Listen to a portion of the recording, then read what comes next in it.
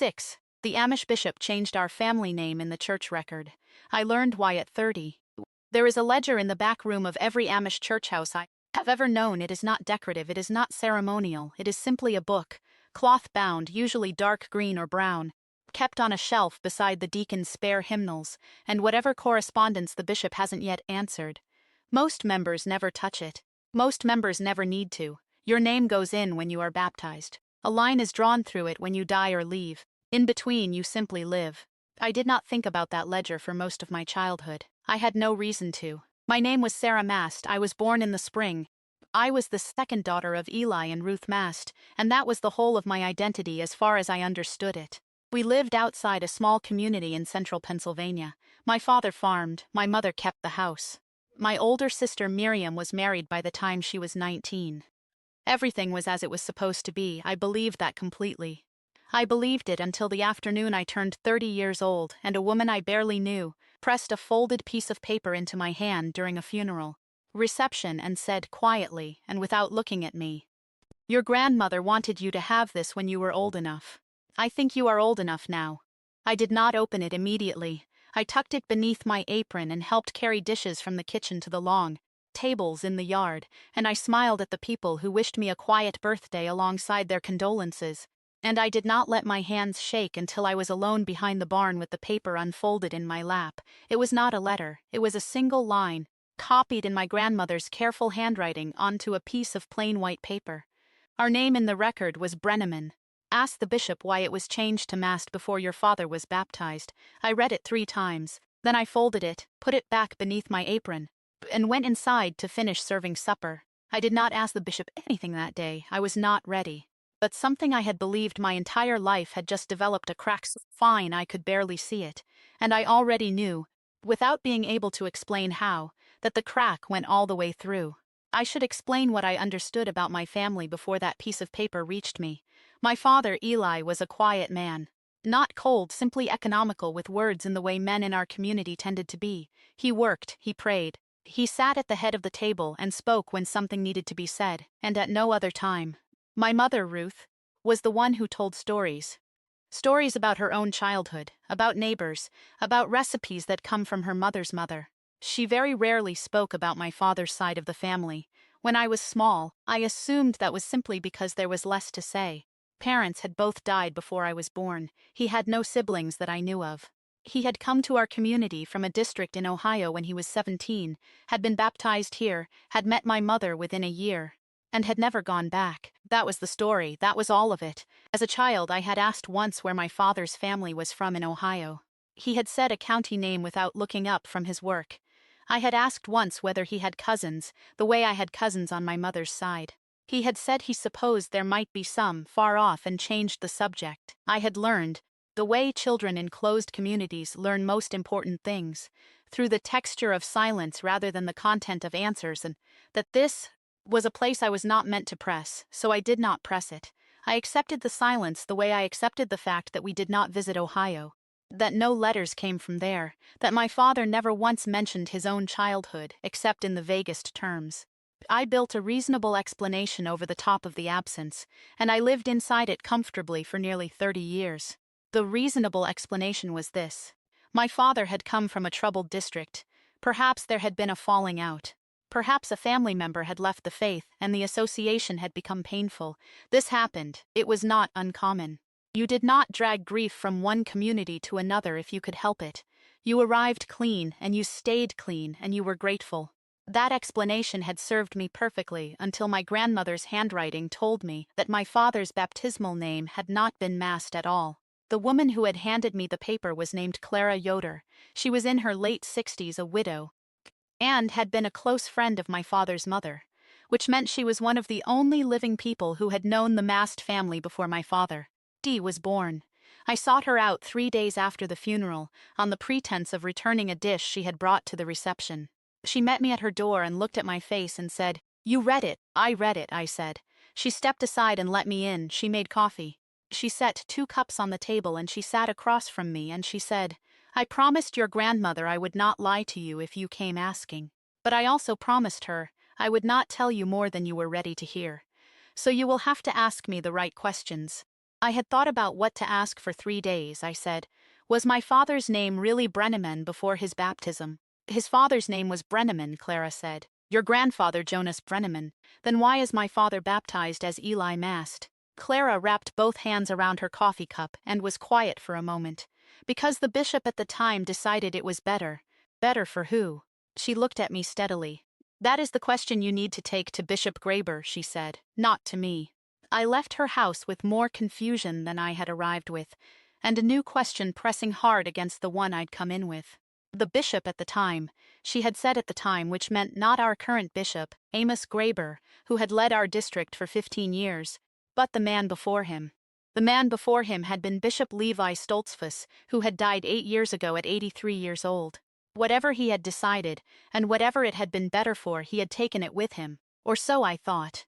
I sat with the revised version of my history for several weeks. I constructed a new explanation to replace the old one. My grandfather had perhaps been a man of poor reputation. Perhaps he had committed some act of dishonor, financial dishonesty, a scandal, something that had stained the Brenneman name within the Ohio community. When my father came to Pennsylvania at 17, the bishop had mercifully allowed him to baptize under a different name, a clean start. A gesture of grace toward a young man who bore no responsibility for whatever his father had done. It was a reasonable theory. It even made me feel a kind of tenderness toward my father, this boy arriving in a new district, carrying someone else's shame, being quietly given permission to set it down. I nearly stopped there. I nearly let that theory harden into the new truth the way the old one had, and spend the next 30 years living inside it just as comfortably. What stopped me was the property deed. My father had passed away 2 years before my grandmother's note reached me. In settling the last of his affairs, my brother-in-law had found, the bottom of a cedar box in my parents' bedroom, a property deed from Ohio dated 1961. The property was listed under the name Jonas Brenneman. My brother-in-law had set it aside as irrelevant, and I had taken it home without much thought. But now I retrieved it from the drawer where I'd kept it, and I read it carefully for the first time. The deed was for a farm, 42 acres, a barn listed in one county in eastern Ohio. Jonas Brenneman, owner. Transfer date 1963. Transfer to whom? The name on the receiving line was not another Brenneman. It was not a buyer from outside the community. It was a name I recognized, a name that had been in our district my entire life, stitched into the landscape of my childhood, so thoroughly I had never once thought to question it. The farm had been transferred to the family of Bishop Levi Stoltzfus. I want to tell you what I did with that information carefully, because the temptation when you find something like that is to leap directly to the worst interpretation and build a fire out of it. I did not do that. I sat with the deed for a long time. I reminded myself that land transfers happen for many reasons: a debt repaid, a fair sale, a charitable arrangement between families in a community that operates largely on trust rather than formal transaction. I was not going to accuse a dead bishop of theft on the basis of one document, but I was going to ask Bishop Amos Graber a question. I had known Amos Graber my entire life. He was a careful man, methodical, fair in most things, slower to judgment than his predecessor had apparently been. He had baptized me. He had stood at my parents' gravesides. When I appeared at his door on a Wednesday afternoon and asked if I might speak with him privately about a matter of family history, he showed no alarm. He simply brought me inside and sat down and folded his hands and waited. I placed the property deed on the table between us. I watched his face. He looked at the deed for a long moment.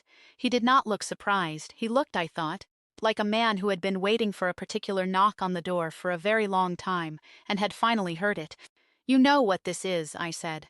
I know what it is, he agreed. Then tell me why my father was baptized under a different name. He was quiet for long enough that the kitchen clock became very loud. Then he said, Your grandfather Jonas Brenneman came to Bishop Stoltzfus in 1963 with a problem. His farm was failing and he had debts he could not cover.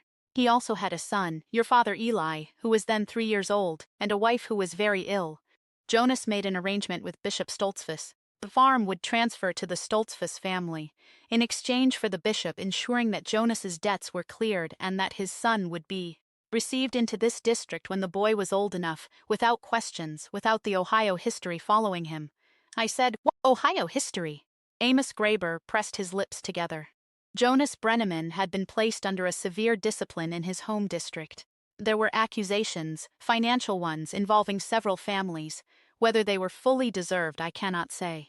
Bishop Stoltzfus believed the boy should not carry that to Pennsylvania. So he changed the name. He changed the name in the baptismal record.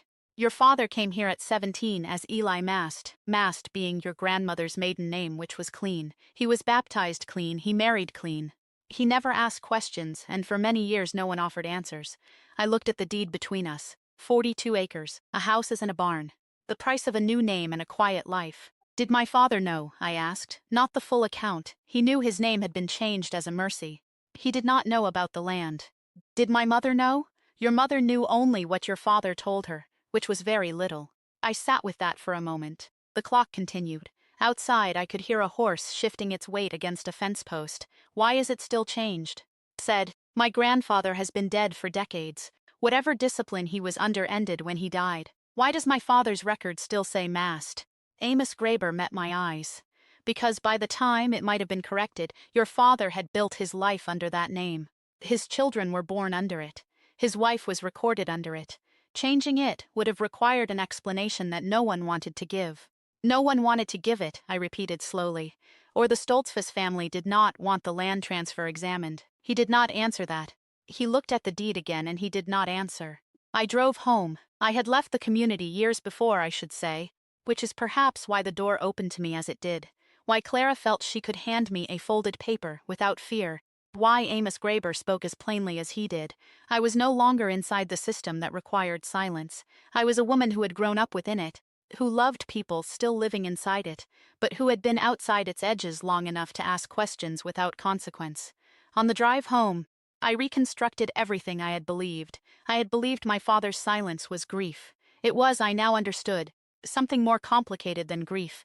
It was a man who had been handed a false floor to stand on and had learned, very early, not to jump.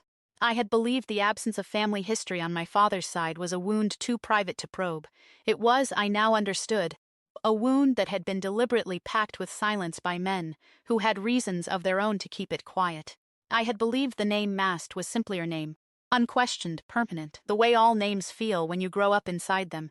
It was, I now understood, a transaction, a piece of land for a child's identity, made by a desperate man, formalized by a bishop with something to gain, and maintained by every person after them, who found the silence more convenient than the truth. The worst of it was not the anger. The worst of it was the small, awful tenderness I felt for my father. Eli, 3 years old when the deal was made, 17 when he walked into this community with a borrowed name, and no way of knowing how much had been traded to give it to him. He had not been protected, he had been purchased. I did not go to a lawyer, I did not make any kind of formal accusation. The land had transferred 60 years ago, and Jonas Brenneman was long dead, and Levi Stoltzfus was long dead, and proving anything to any authority outside the community would have required my living relatives to become parties to a dispute that would cost them far more than it restored. What I did was simpler and I think more permanent. I wrote out the full account, the deed, the names, the dates, Clara's words, Bishop Graber's words, and I kept it. I wrote it in clear language in a notebook I keep in my desk, and I told my own children about it in the plainest terms I could manage, not as an accusation, not as a grievance to be nursed, as a true account of where we come from and what was done to make us into something easier for other people to manage. My daughter asked me, when I had finished, whether I was angry. I thought about it honestly. I was, I said, but what I am now is something else, I am very clear. She asked me what we really were then, Mast or Brenneman. I told her the truth, which is that we are both and neither, and that a name written in a ledger by a bishop who needed something is not the same as the truth of who a person is. My father was a good man, quiet man, a man who farmed well and prayed honestly and raised daughters who asked questions. Whatever Jonas Brenneman did or didn't do in Ohio, it did not pass to my father in any form that I could recognize. The stain that Bishop Stoltzfus was supposedly protecting him from had never existed in him to begin with, which makes the price that was paid for it, a farm, a name, 30 years of silence, feel even heavier than it might otherwise. There is something I have thought about often since that Wednesday in Bishop Graber's kitchen. The ledger in the back room of a church house is supposed to be a record of truth, not decoration, not ceremony, simply a record. This person was here, this person belonged, this person's name was spoken before God in the community and written down so it would. not be forgotten.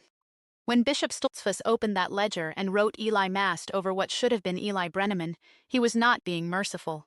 He was deciding that a child's true name was less important than an arrangement between men. He was deciding that the record of God's community was an instrument that could be adjusted when convenient. I do not know whether he believed he was doing something kind. I suspect he did. I suspect most of the people in that story believed, at whatever moment they participated in it, that they were protecting something more important than the truth. My grandfather believed he was protecting his son's future. The bishop believed he was giving a child a clean beginning.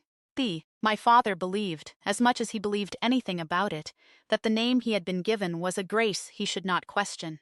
And maybe some of that is true. Maybe the mercy was real, even if the method was wrong, but I also know what it cost. It cost my father his history. It cost him the ability to say clearly who he came from, what ground his family had stood on, what name his grandfather had carried. Cost my mother the full truth of the man she married. It cost my sister and me 30 years of believing our silence about something we didn't even know was a virtue rather than a habit someone else had installed in us, and it nearly cost me the truth entirely. Clara Yoder had not kept a promise to a dying woman, if my grandmother had not written that one careful line. If I had been the kind of person who finds a reasonable explanation and stops looking, the ledger would have remained as it was, and I would have remained as I was, Sarah Mast, certain of her name, comfortable in a floor that had no bottom. I still have the property deed. It sits in the same drawer where I found it, folded inside the notebook with the full account. Sometimes when I pass the drawer I think about the farm in Ohio, the house and the barn and the 42 acres, long since passed through other hands, likely unrecognizable now. I think about a 3-year-old boy who did not know his name was being traded. I think about how he became my father, and how my father became a man who farmed on silence and prayed honestly and never once told his daughters where he really came from. Not because he didn't love us. I understand that now with a completeness I didn't have at 30 or 35, or even 40. He didn't tell us because he genuinely did not have the whole truth to give. He had been handed a partial story when he was too young to demand the rest of it, and he had spent his life building something real on top of it. And by the time he was old enough to question the foundation, the house was already full of people he loved. You do not kick the foundation out from under a house full of people you love. I understand that. I do not think it was the right choice. But I understand it. The last thing my grandmother left me, the woman who had known the full shape of things and had waited patiently for someone, young enough and far enough outside the walls to be able to carry it, was not anger and it was not an instruction, it was simply a name. A true name, written in careful handwriting on a plain piece of paper, handed to me at a funeral reception beside a dish of food going cold. Brenneman. I say it sometimes quietly to no one in particular, not to replace anything, not to undo what is already done. Just to say it, to let it exist in the air for a moment, acknowledged and real, because a name written over in a ledger does not disappear. It only waits, patient as stone, for someone willing to look beneath the ink.